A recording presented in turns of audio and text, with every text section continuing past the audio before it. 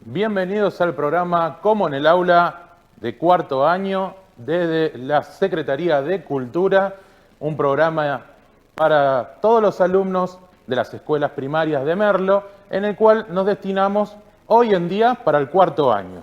Este programa está llevado adelante por la Secretaría de Educación, Deportes y Recreación y trata sobre los manuales, como este que tengo acá en mi mano, que es de cuarto año, el cual se le ha entregado a todos los alumnos de las escuelas primarias, al igual como a primer y segundo ciclo, no solamente cuarto, sino primero, segundo, tercero, cuarto, quinto y sexto.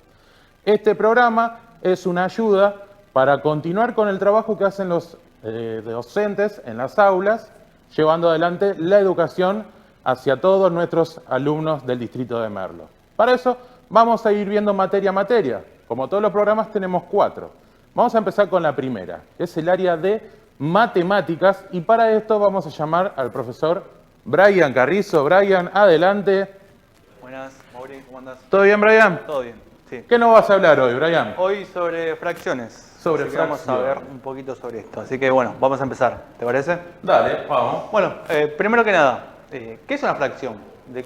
¿A qué nos referimos cuando hablamos de una fracción? ¿Qué es, Brian? ¿Sí? Bueno, en matemática, cuando hablamos de fracciones, ¿sí?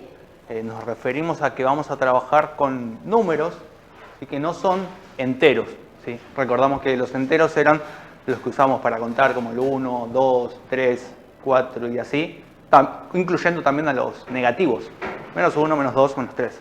Ahora vamos a trabajar con números que están en medio de cada uno de estos. Por ejemplo, el 1 no es 1, sino que podemos dividirlo en 2.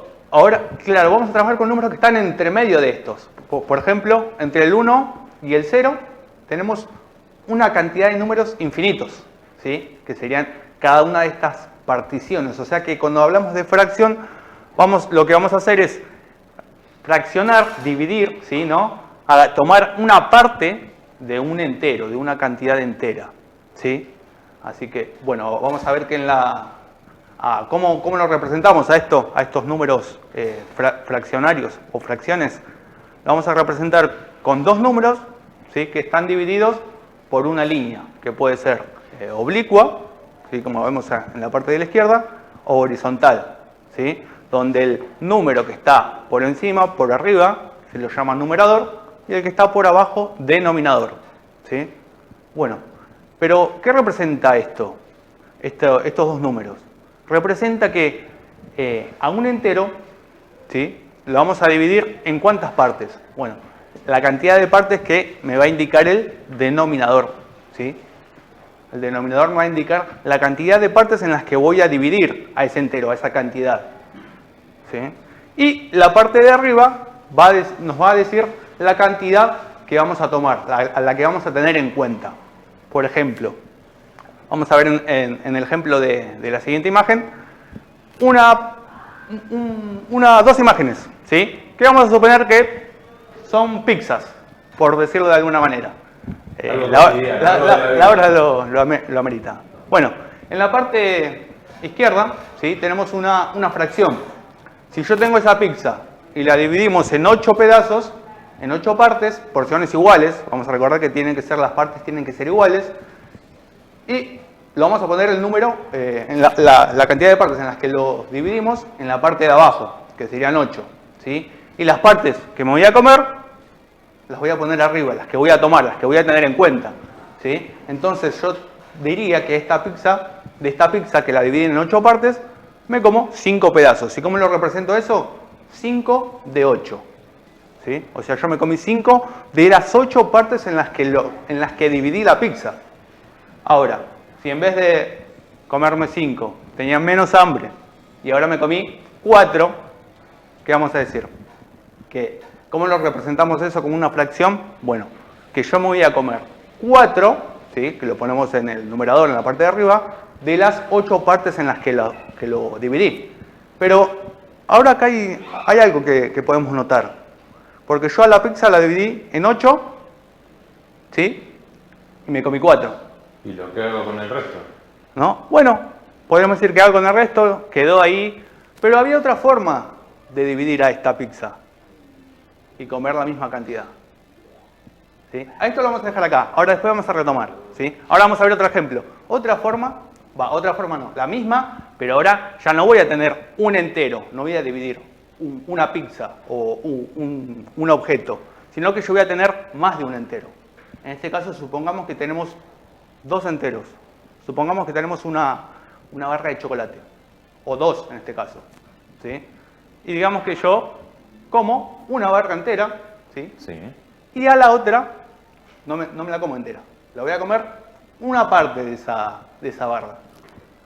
En este caso, bueno, también dividimos a la barra en 8 partes iguales a cada una, ¿sí?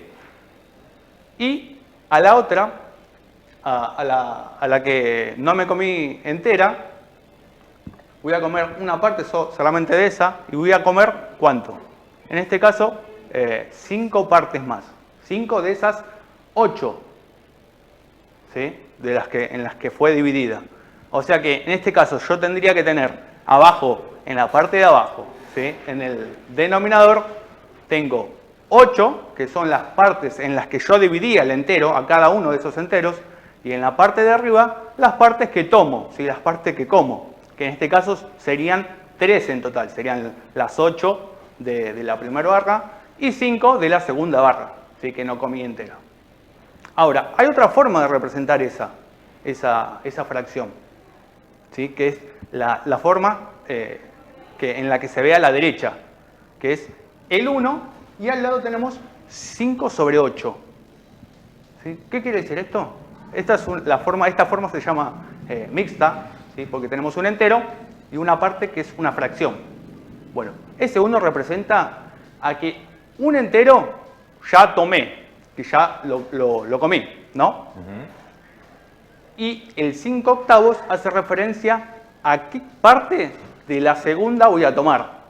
¿Sí? En este caso tendríamos 8 partes en las que fue dividida y 5 en las que tomé. ¿Sí? Por eso acá representamos una parte entera y la otra parte representamos la fracción de la segunda, la otra parte. ¿Sí?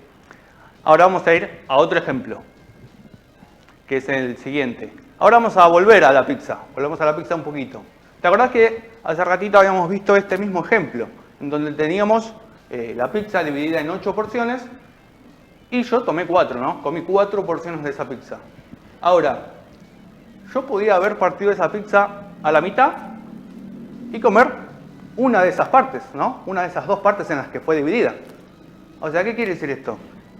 A que yo puedo representar una fracción de formas equivalentes, a formas que son iguales.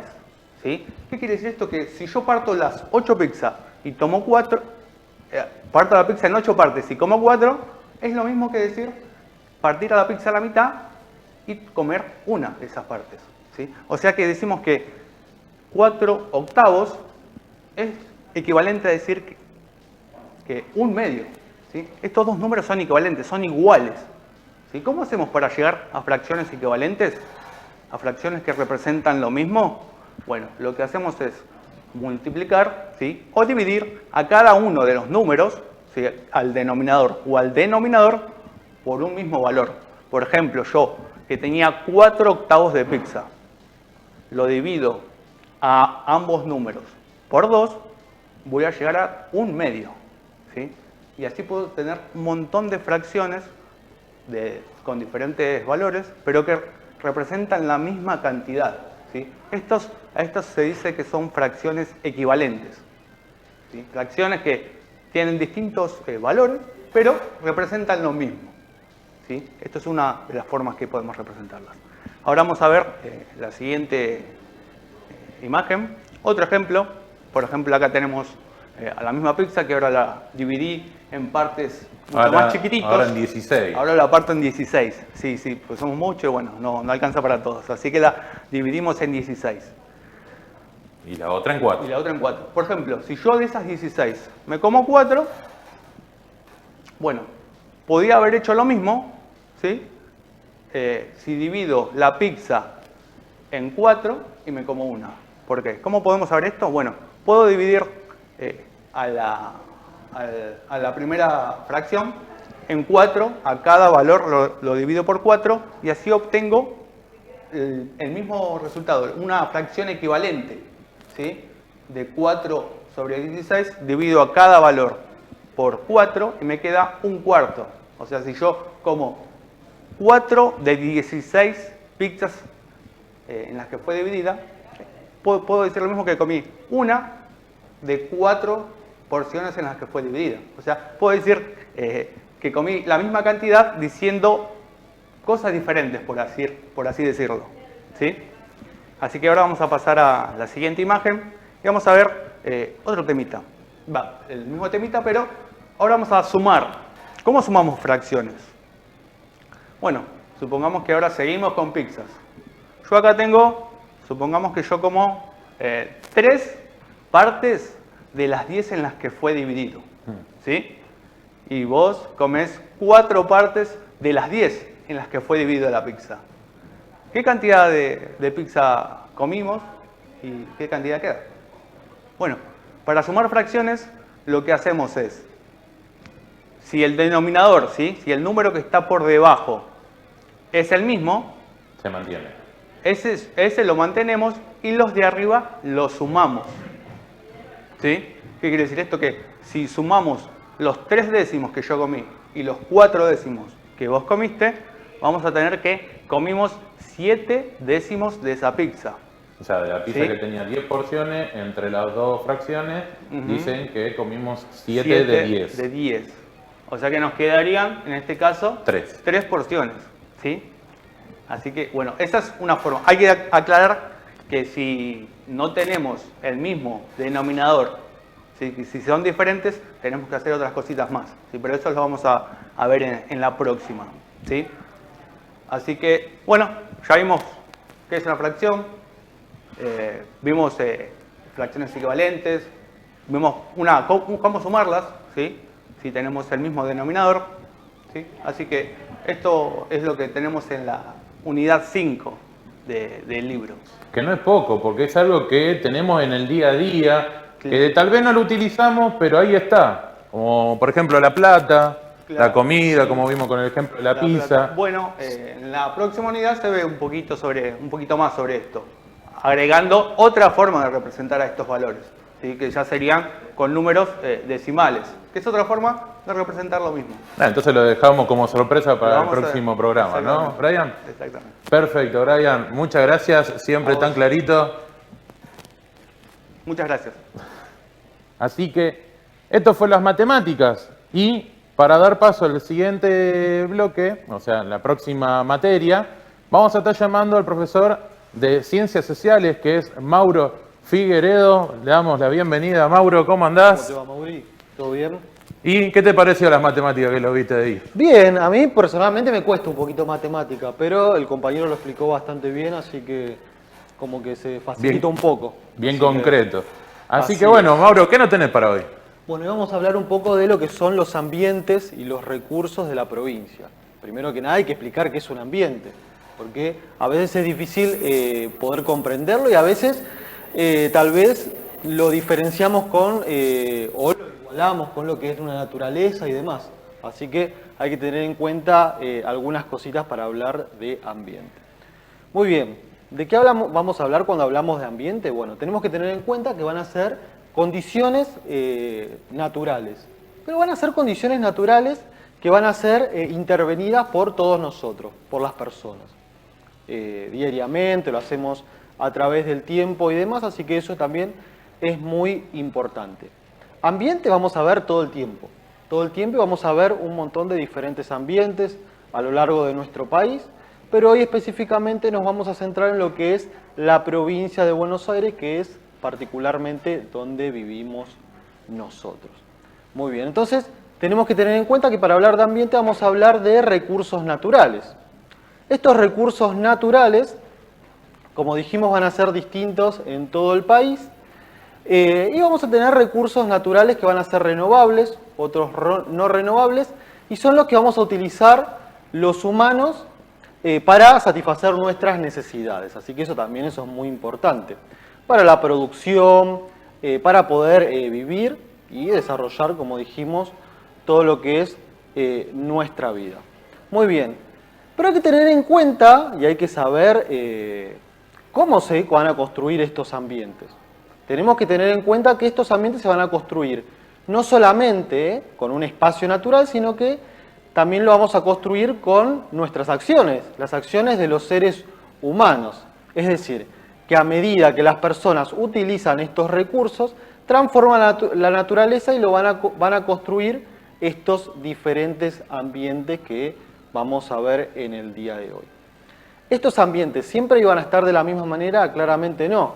Si nos vamos a hace 200 años más o menos, lo que es hoy el área metropolitana de Buenos Aires claramente estaba muy diferente a lo que es hoy en día.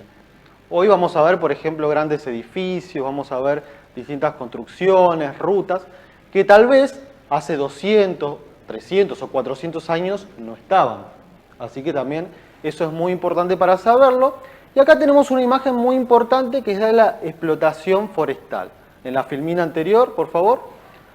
Muy bien. ¿Y por qué está esta imagen de la explotación forestal? Bueno, claramente hace 200 años aproximadamente, un poquito menos, por lo menos en la Argentina se comenzó a desarrollar todo lo que es la industria del ferrocarril. ¿Y qué se necesitaba para el ferrocarril? Bueno, madera. Madera para los durmientes de las vías. Muy bien. Entonces, en esta época se utilizaba, como también en la actualidad, pero en esta época mucho más, se utilizaba la madera. Y en esos lugares que había grandes árboles, se comenzó a utilizar el suelo para otra cosa, para otro tipo de producción. Una producción agrícola, ¿sí?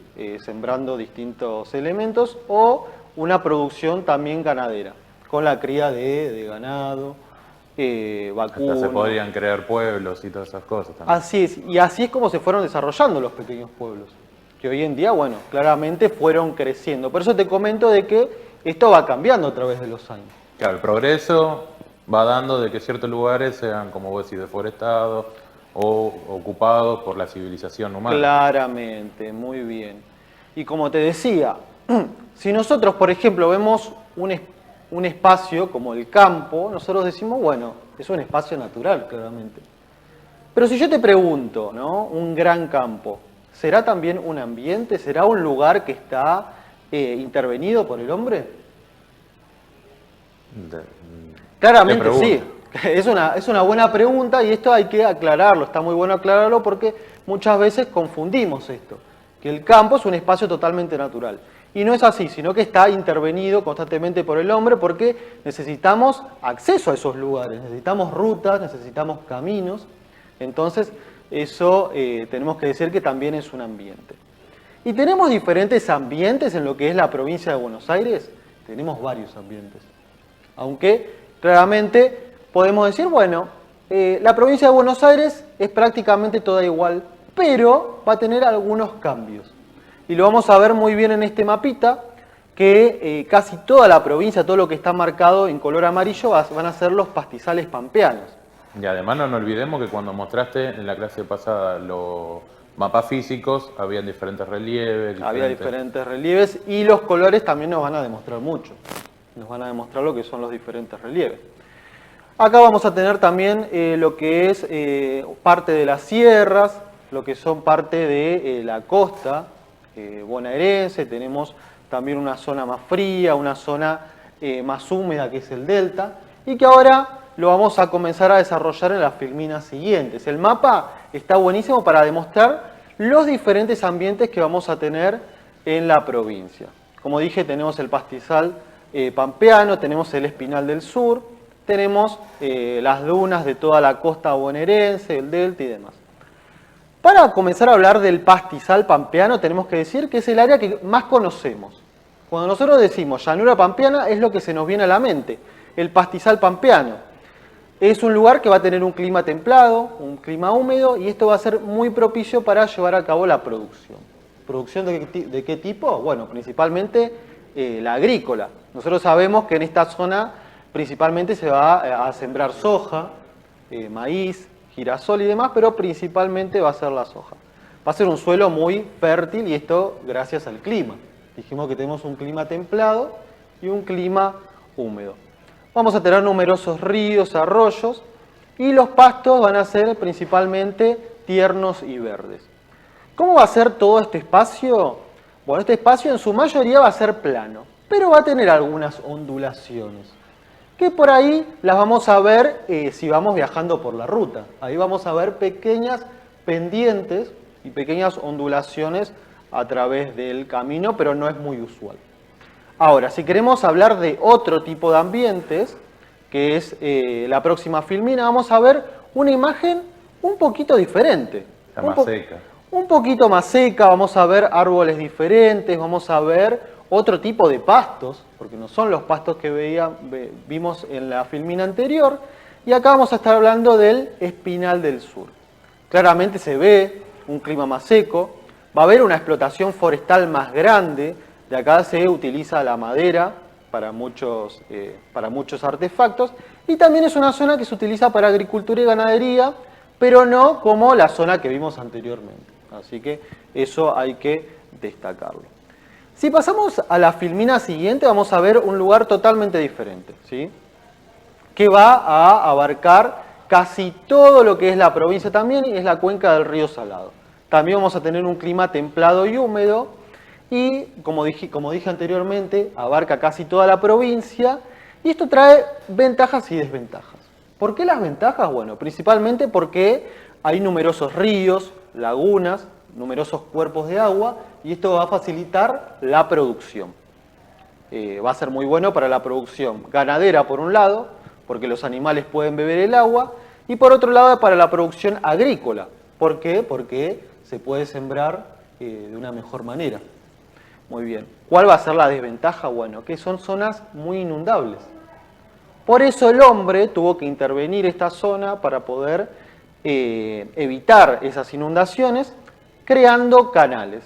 Estos canales se fueron creando para evitar precisamente las inundaciones de los grandes campos, porque imagínate que es un gran problema para los productores agrícolas principalmente, ¿no? Tengo una consulta, Mauro. ¿Por ese mismo río se podrían navegar los barcos?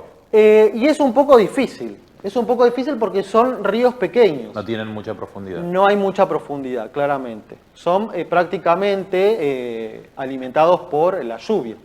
¿Sí? Son cuerpos de agua más que nada alimentados por la lluvia. Tal vez vienen de otros ríos, pero no son muy profundos. Claro, pues vos decías que en ciertos lugares se ha condicionado con la creación de caminos y los ríos también podrían ser lugares para... Claro, eso navegar. no sé si lo recordás, que lo vimos la clase pasada, que había distintos ríos, distintos cuerpos Sí. de agua, como por ejemplo el río Paraná, que ahora lo vamos a ver en una de las próximas filminas, que ese sí se puede utilizar para transporte. Este principalmente no, o tal vez va a ser un poquito difícil, pero el que vamos a ver en un ratito, el delta de Paraná, ahí sí se puede. Claro, los que crea el hombre es más que nada para facilitar lo que sería Claro. el agua para los animales, el riego, Totalmente, tal vez se puede transportar, pero va a ser un poco más difícil. más complicado. Más complicado. Acá lo que vamos a tener van a ser las dunas. Es la arena, ¿sí? El conjunto de arena que vamos a ver en la costa, en la playa, que precisamente nosotros, los bonaerenses, lo tenemos en distintos partidos de la costa. Van a ser los médanos. Muy bien. También vamos a tener un clima templado y húmedo, temperaturas agradables, y acá hay que destacar algo muy importante.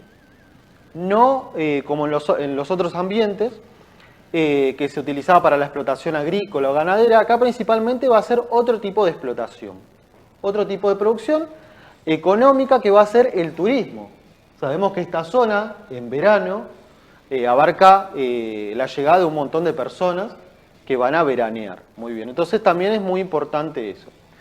Este ambiente que no lo tienen todas las provincias. Precisamente una de las provincias que lo tienen es la nuestra, la provincia de Buenos Aires. Muy bien, ahora sí, vemos más adelante, vamos a ver otro tipo de ambientes un poco diferente, y van a ser las grandes sierras de Buenos Aires.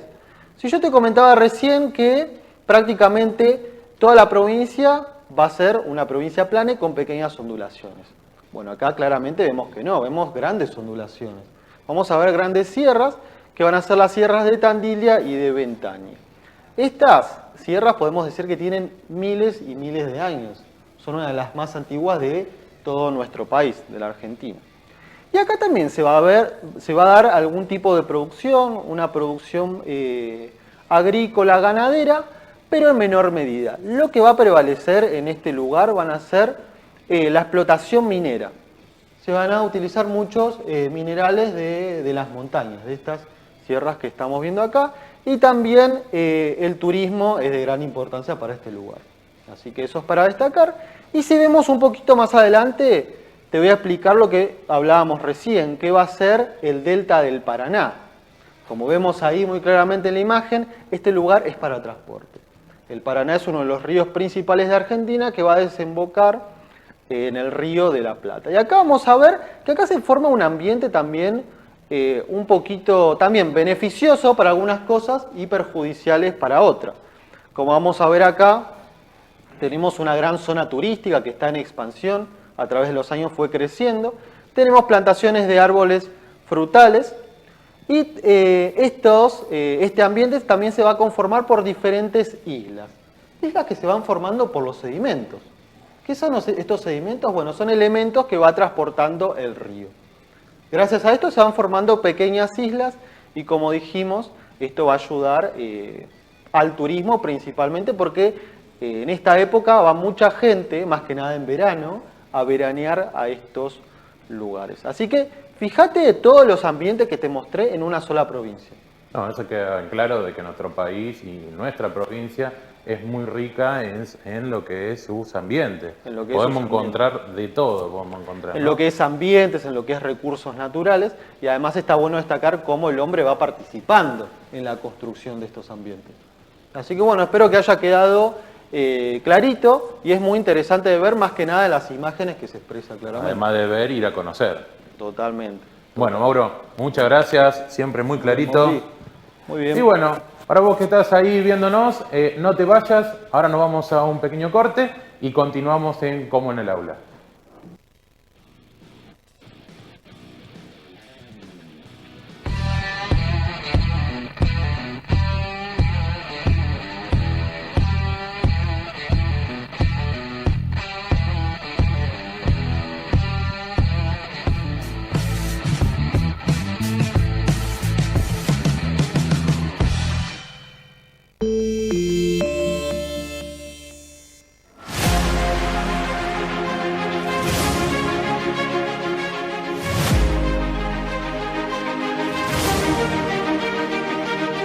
Vecinos que me decían, hace 50 años que vivimos acá, hace 40 años que vivimos acá, jamás imaginamos una obra de este nivel para los paduenses. Y hacía falta una obra así, viste, por el tráfico, los fines de semana, la barrera esta que se complica.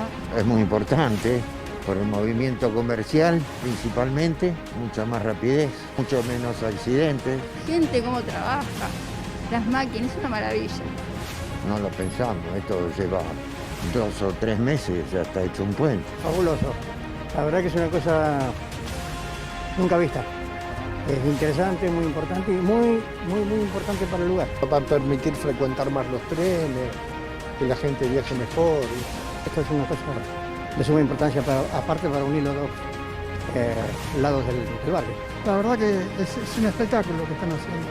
Esto es una belleza. Impensado que Padua podía haber una cosa tan hermosa.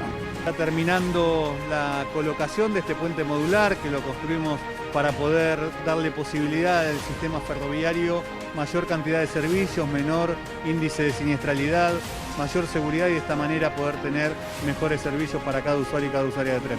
Hace 2 semanas se colocó la primera rampa, hace poquitita, 2 días, se colocó la segunda y en este sábado el puente, por lo menos la obra de ingeniería civil, terminada. En pocos días seguramente tendremos la inauguración, corte de cinta para que los vecinos ya empiecen a disfrutar de este maravilloso puente.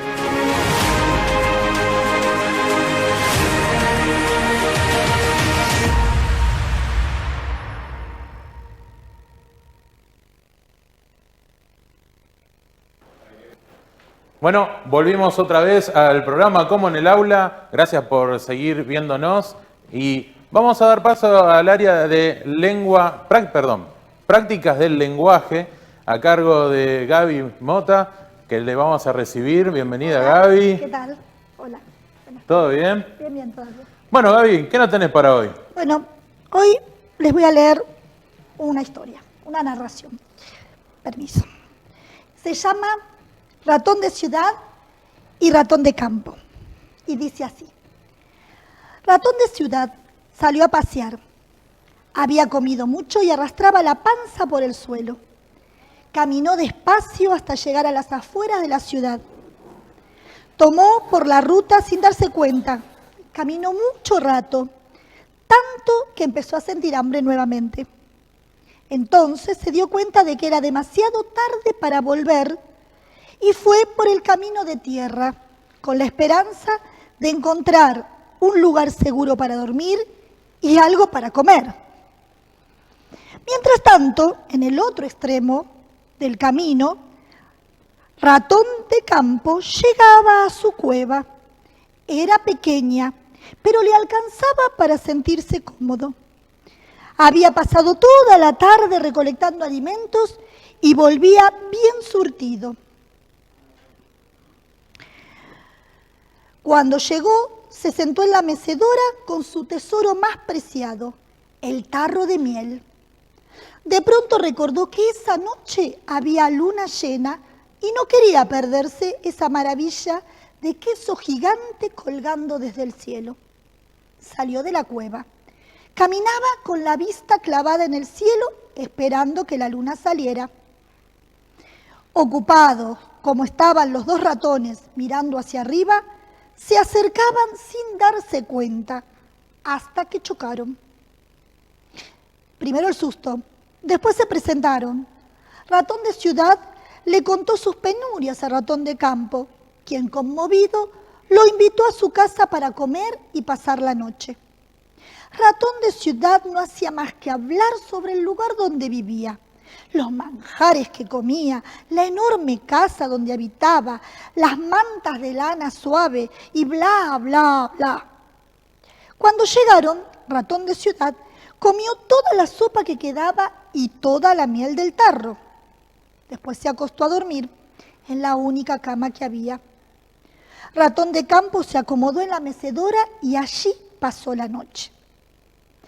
Al día siguiente, Ratón de ciudad despertó más tarde y comió un desayuno sencillo. Y no hacía más que hablar de los deliciosos desayunos que comía en su casa, con huevos de 5 colores, variedades de quesos y fiambres ahumados y bla, bla, bla. A Ratón de campo se le hacía agua a la boca. «Querido amigo», dijo Ratón de ciudad, «te invito a pasar unos días en mi casa». Ratón de campo aceptó entusiasmado. Caminaron toda la tarde y llegaron bien entrada la noche, cansados y hambrientos. Fueron a la cocina y recorrieron las alacenas, repleta de manjares. Ratón de campo se abalanzó sobre un trozo de queso delicioso, pero lo agarró un alambre por la cola. ¡Ay, ay, ay, mi cola!, sollozó. Ratón de ciudad lo ayudó a liberarse y le advirtió que debía tener cuidado porque las alacenas estaban llenas de trampas. Cuando estaban a punto de comenzar el banquete, se abren las puertas y aparece la cocinera con un palo de amasar. «¡Corramos!», dijo Ratón de ciudad. Los dos amigos saltaron al suelo, corrieron a toda velocidad huyendo de la cocinera. Pero escucharon un maullido y vieron al gato de la mansión, que los esperaba con la boca abierta. Lograron llegar a un hueco del zócalo del piso. «Nos salvamos por un bigote», dijo Ratón de campo muy asustado. «Ja, ja, ja, siempre pasa lo mismo, pero nunca me atrapan», dijo Ratón de ciudad. «¿Siempre es así cuando querés comer?» «Claro, cuando quiero comer, cuando quiero dormir o pasear. Pero no pasa nada, ¿eh?» «Ah, no, esta no es vida para mí. Adiós, amigo», dijo Ratón de campo y salió corriendo mientras cantaba. «Si para vivir en un palacio y comer exquisiteces hay que andar a los saltos para no ser bocado de gato, me quedo con mi cueva. aunque sea pequeña, mi sopa sin lujos y mi luna nueva. Muy lindo. Bueno, este es una narración, pero no es igual, permiso, me voy a parar, que no es igual a la que vimos la vez pasada, no sé si te acordás, que era un cuento maravilloso. Y que habíamos dicho que en el cuento maravilloso los personajes son mágicos, hay transformaciones. Bueno, en este caso tenemos dos personajes que son dos animales, ¿sí? Ratón de campo y ratón de ciudad, con una característica: se comportan como personas. Es decir, todas las acciones que ellos realizan son acciones propias de las personas. Esto de conversar, de mirar la luna, ¿sí? De prepararse la comida, son comportamientos de personas, de humanos, ¿sí? Esta es una característica de esta narración. Después tenemos, tenemos otra característica en esta narración, que al final hay lo que se llama una moraleja. ¿Qué significa la moraleja? La moraleja es una enseñanza que se le daba, antiguamente se usaba mucho, para la vida, ¿no? Para algo que era como un consejo para vivir. En este caso, que más vale una vida modesta, una vida tranquila, a no una vida llena de lujos con sobresaltos, ¿sí? Como la del ratón de ciudad. Estas dos características, hacen que este tipo de relato se llame fábula. Entonces, ¿qué es una fábula? Una fábula es un relato que tiene personajes como animales, como protagonistas exactamente, que son animales y que se comportan como seres humanos y que al final dejan una enseñanza o una moraleja. Esto es típico de este tipo de relato, que es distinto al anterior. El anterior tenía otro propósito. ¿Te acordás que habíamos hablado también del propósito de los textos? En este caso, el propósito de la fábula es dar un consejo, dar una enseñanza. En el caso del cuento maravilloso era entretener, atrapar al niño para desarrollar su imaginación, para que quiera leer. Bueno, vamos bueno, es una narración, igual que el otro es una narración, entran dentro del género narrativo. Porque alguien lo está contando. Claro, porque es narrado, es una narración que tiene determinadas características, que son estas, que tienen un marco, que nosotros habíamos hablado anteriormente del marco narrativo. En el cuento maravilloso decíamos que el marco narrativo, el lugar y el tiempo era vago, no era bien preciso. En este caso, no es que es tan preciso en la fábula, pero tenemos acá un lugar que es el campo y otro lugar que es la ciudad, ¿sí? Y tenemos un tiempo, habla de la noche, habla de la mañana, está un poco más determinado. Este marco narrativo es la presentación de estos personajes, del lugar y del tiempo en el que se va a desarrollar. Claro, como contaba uno que estaba en una mansión, otro en una cueva. Exactamente. Ese sería el comienzo del cuento, el marco narrativo. A lo largo del cuento se van desarrollando acciones, ¿sí? Los núcleos narrativos, hablábamos en la clase anterior, que son esa serie de acciones que van desarrollándose a lo largo de la narración, ¿no? En el desarrollo se presenta un conflicto que hay que resolver. En este caso es cómo comer sin ser primero devorado por el gato o atrapado por la cocinera, ¿no es cierto? O por las tramperas. Entonces, bueno, ahí hay un conflicto. Se tienen que alimentar estos pobres animalitos y no saben cómo. Bueno, al final se produce el desenlace o la resolución de este conflicto que hace que la situación original se transforme. Porque si nosotros nos acordamos al principio de la historia, Ratón de Campo estaba fascinado con ese relato que le decía el ratón de la ciudad, porque mi lugar es muy cómodo, porque tengo muchos manjares, porque hay un montón de cosas. Claro, se lo presentó tan guau que dijo, quiero ver esto. Quiero ver esto, pero al final se da cuenta que no le conviene tanto, claro, que es mejor su lugar al lugar de... Déjame tranquilo y no arriesgarme tanto como vos. Entonces se resuelve la situación, pero cambia esa situación inicial. Bueno, y estas son las partes de la narración. Y al final, en el desenlace, está la moraleja. En el caso de la fábula está la moraleja, o es ese mensaje que quiere dar esta narración, que quiere dar un consejo, que es mejor vivir tranquilo, aunque sea, digamos, sin tanto lujo, a vivir en el lujo y, bueno, atormentado por problemas. Claro. Bueno, y de a poco vamos viendo que la narración tiene diferentes esquemas, diferentes clases de cuento, en este caso que nos deja una enseñanza, otros son para entretener, y nos vamos encontrando un mundo muy lindo en la literatura. Así que Gaby, muchas gracias por haber contado este cuento y por seguir viniendo y participar con nosotros. Así que muchas gracias, Gaby. Gracias. Te vamos a seguir esperando acá, ansiosos por otro cuentito más. Gracias. Bueno, seguimos como en el aula, ya pasó las prácticas del lenguaje y vamos a finalizar el programa de hoy con las ciencias naturales y para eso voy a llamar a Leo Valenzuela, que es nuestro profesor en el área, en el tema. ¿Cómo está? ¿Todo bien? ¿Todo bien, Leo? Bien. ¿Te molesta la silla si no la corremos? Sí, me molesta. A ver, vamos a sacarla. Ahí está, perfecto. Bueno, Leo, ¿qué tenés para nosotros hoy? Bien, vamos a hablar sobre el desarrollo y la reproducción en los animales.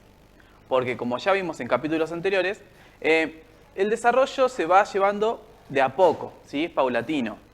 Y bueno, hay que meternos un poquito más en lo que es la reproducción de un animal. Para empezar, primero que nada, tenemos que saber qué es la reproducción, ¿sí? La reproducción es cuando un organismo genera otro semejante.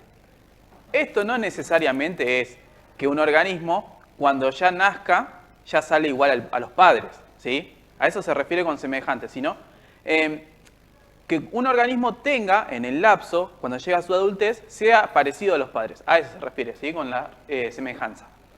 El tema está en que es un proceso que los seres vivos utilizan para asegurar la supervivencia de la especie, ¿sí? Si un organismo no se reproduce, esa especie muere, ¿sí? Desaparece. Entonces recurren a distintos métodos, como por ejemplo, tipos de reproducción. A eso se le llaman tipos de reproducción. Hay dos tipos de reproducción en los animales, ¿sí? Tenemos la reproducción sexual, que es una reproducción cuando dos animales del mismo sexo, de distinto sexo, se reproducen, ¿sí? Se juntan los gametos. A eso se le llaman gametos. Un gameto masculino y un gameto femenino, ¿sí? En este caso en los animales son machos y hembras. Cuando hay una cruza entre ellos dos, es una reproducción sexual. Pero no necesariamente se puede dar en ese caso. También tenemos la reproducción asexual, que sería cuando un organismo, ¿sí? Sin sexo, si no es ni macho ni hembra, da como origen a otro semejante, como en el caso de las esponjas. Las esponjas de mar hacen eso. ¿De qué sirve que sea sexual? ¿Sí? Una reproducción de este tipo hace que el organismo crezca mucho más rápido y se desarrolle tan rápido que hace que sea adulto muy rápidamente. Por ejemplo, un fragmento de una estrella de mar, que se reproduce asexualmente, se hace adulta al poco tiempo, ¿sí? Tenemos un montón de casos, pero bueno, no los vamos a nombrar todos, ¿sí? Más que nada para que sepan cuáles son los dos tipos de reproducciones que hay. Ahora, claro, no vamos a hablar en la claro, gama no voy de a todos hablar los animales. específicamente de qué animal se reproduce de qué forma, ¿sí? Siempre es bueno que tengan en claro qué tipo de reproducciones existen. Y bueno, si quieren profundizar un poquito más, siempre recuerden acudir al libro, al manual de cuarto año, ¿sí? Manual bonaerense de cuarto año. Continuando, vamos a ver que hay desarrollo de distintos animales. Uno de ellos son los ovíparos, ¿sí? Los ovíparos son animales que se desarrollan dentro de huevos, ¿sí? Son como cápsulas especiales en las que se desarrollan. Vamos de nuevo retomando. Un embrión, ¿sí? Ahí lo menciona. Un embrión es la unión, una vez que se fecunda, ¿sí? el organismo, cuando se junta el macho y la hembra, se fecundan, nace un embrión, ¿sí? Que es el organismo que todavía no está desarrollado del todo. El desarrollo es cuando se le van formando las distintas partes del cuerpo, con el tiempo, con el paso del tiempo. Algunos se desarrollan más rápido y otros más lento. En el caso por ejemplo, tenemos la tortuga, que ya cuando rompe el huevo, que se llama eclosionar, ¿sí? Cuando se rompe un huevito es una eclosión, ya nace, ven en la imagen, con las patitas y la cabeza formada, ¿sí? El caparazón también. Todo eso se desarrolla dentro de huevos. Hay otros animales que ponen huevos, pero no se desarrollan de la misma manera, ¿sí? Como es en el caso de las mariposas, por ejemplo. La mariposa tiene algo llamado metamorfosis. Una metamorfosis es una transformación especial que sufre el animal, ¿sí? No es de sufrimiento, de que sufre, sino de que le afecta, que lo que le pasa. La mariposa pone huevos. Dijimos que para que se reproduzca tiene que dar un ser semejante a los padres. Un huevito no es igual a una mariposa, ¿no? Cuando crece se transforma en una oruga, que sigue siendo diferente a la mariposa. Entonces, la metamorfosis es el proceso de transformación que lleva esa oruga hasta la adultez, que se transforma en una mariposa, ¿sí? Ahí lo vemos en la imagen, desde que es una oruga hasta que se transforma en mariposa adulta, ¿sí? Que ya ahí sí es más parecida a los padres. Después tenemos el desarrollo de los vivíparos, ¿sí? Un vivíparo es parecido a un ovíparo, ¿sí? Los nombres son parecidos. La diferencia está en que el desarrollo del embrión se hace dentro del útero, ¿sí? El útero es una sección del aparato reproductor femenino que se encuentra ahí, ¿sí? Cerca del estómago. Dentro del cuerpo. Del cuerpo femenino, ¿sí? de la hembra, no del macho. Entonces, el desarrollo que ocurre, van creciéndole las distintas partes del cuerpo hasta que nace, ¿sí? Siempre hay que tener en cuenta esto, la diferencia entre vivíparo u ovíparo. Hay animales, igual que acá no lo mencionamos, ¿sí? En el libro no lo menciona, pero hay animales que hacen los dos tipos, que se llaman ovovivíparos. Es complicadísimo el nombre. Que esos tienen huevos, pero dentro del útero materno, ¿sí? Como algunas serpientes lo hacen. En el caso acá tengo un elefante, que ya ven que es una representación, ¿sí? Vemos al elefante ya casi formado. Es semejante a los padres, pero todavía le falta desarrollo. Cuando nace, el individuo necesita aprender a caminar, a comer y demás. Ahora vamos a hablar un poquito sobre lo que es la crianza, ¿sí? de los animales. Porque los métodos de crianza no son iguales en todos. Imagínense que una mariposa no se va a quedar cuidando los huevitos toda su vida, ¿sí? Lo que hacen los insectos, la mayoría de los insectos, ponen cientos de huevos y se van, ¿sí? Agarran, dejan los huevitos y se van. Como la tortuga. Claro, como algunas tortugas, no todas, ¿sí? Pero algunas tortugas hacen eso.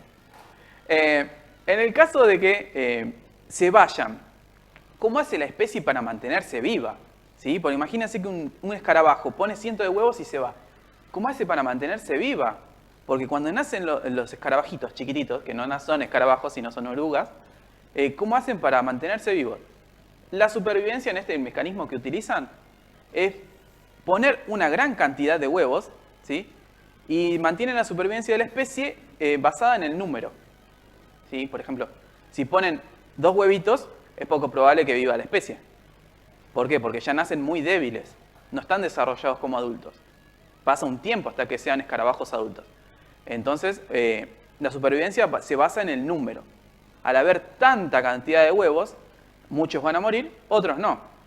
En la naturaleza pasa eso, ¿sí? No se asusten cuando digo muerte, porque en la naturaleza es normal esto. En el caso de, por ejemplo, tengo el hornero y el conejo, crean nidos especiales, porque ellos no ponen cientos de huevos. Ponen 6, 12 en algunos casos. Más de eso no. Entonces, ellos sí se quedan a cuidar. Pero crean su casa, por así claro, decirlo. que es una casa, una protección que hacen. Para cuidarlo, por ejemplo, el hornero crea una casa junto a su pareja, una especie de horno, por eso se le llama hornero, porque es una especie de horno de barro, en el que las protege de la lluvia, del clima y encima de los animales que vengan a atacarlos. Porque vos lo ves ahí, que es circular, pero por dentro tiene una cámara especial adentro, que es un lugar especial, en el que ellos se refugian. Si entra un lagarto o una serpiente o algo, ellos lo van a sacar enseguida. Y en el caso de los conejos, hacen algo llamado madriguera, que es un agujero, básicamente, dentro de la tierra, que lleva a un túnel muy largo, ¿sí? Y de ahí van a encontrar a los conejos. Y ahí se refugian ellos con las crías, que se llaman gazapos. La cría cuando nace es muy indefensa, ¿sí? No tiene ni pelos ni dientes. Y poco sabe caminar, apenas si se mueve, ¿sí? Entonces, para protegerlos, tiene que agarrar y subirse encima, acercarse un poquito, no se va a subir del todo encima porque los va a aplastar, pero se acerca, también se arranca pelos del pecho el conejo y hace un nido con eso. Eso les genera calor hasta que ellos puedan caminar y puedan comer algo más que solo leche. Las aves, por ejemplo, no dan leche, entonces las crías tienen que alimentarse de otra manera. ¿Qué hace? Va a buscar gusanos, los come un poco después los regurgita y se los regurgita directamente en la boca a las crías, ¿sí? Regurgitar es el proceso cuando agarrás la comida y la llevas hasta la garganta, más o menos, ¿sí? Entonces, ya cuando se produce el vómito es cuando lo expulsás. Regurgitar es hasta la garganta y queda ahí. Entonces, la cría viene, se acerca y con eso puede alimentarse. Así hasta que aprende a volar y así hasta que puede comer su propio alimento, ¿sí? Que puede buscar su propio alimento. Así que siempre teniendo en cuenta esto, vamos a entender los tipos de reproducción y desarrollo en los animales. Siempre sepan que no todos los animales son iguales. Algunos hacen nidos especiales en forma de campana en los árboles, otros hacen nidos especiales en la tierra, ¿sí? Pero cada uno tiene esas diferenciaciones, ¿sí? Todo esto se encuentra en el manual de cuarto año, ¿sí? Miren qué lindo león hermoso. Lo dejamos para el final. Con esto finaliza la unidad 5. En la unidad 6, en el programa que sigue, vamos a ver lo que es la reproducción de las plantas. Vamos a ver que no son necesariamente iguales a los de los animales. ¿Sí? Tienen alguna diferencia, pero bueno, eso ya más adelante se los voy a explicar. Bueno, Leo, ¿qué más decir? Si lo dejaste más claro imposible. Es genial, los animales son geniales. Y encima que te gusta todo lo que tiene que ver con las ciencias naturales. Ah, es hermoso, es hermoso, es hermoso. Así que bueno, Leo, muchas gracias. Ya nos adelantaste un poquito que vamos a ver en el programa pasado. Sí, el programa que viene en Ciencias Naturales. Sí, sí. Así que muchas gracias. Te estamos esperando la próxima. Sí, en la próxima vamos a estar. Bueno, y para vos que estás ahí, gracias por habernos visto hoy en el programa. Espero que te haya servido mucho y vamos a seguir acompañándote en lo que es la educación con este lindo programa que llevamos adelante de la Secretaría de Educación, Deportes y Recreación, en el cual lo grabamos acá en las instalaciones de la Secretaría de Cultura, gracias a todo el cuerpo directivo que tenemos ahí atrás, camarógrafos, todo. Muchas gracias siempre. Y nos despedimos, esto fue todo por hoy y los esperamos en el próximo programa de Como en el Aula. Hasta luego.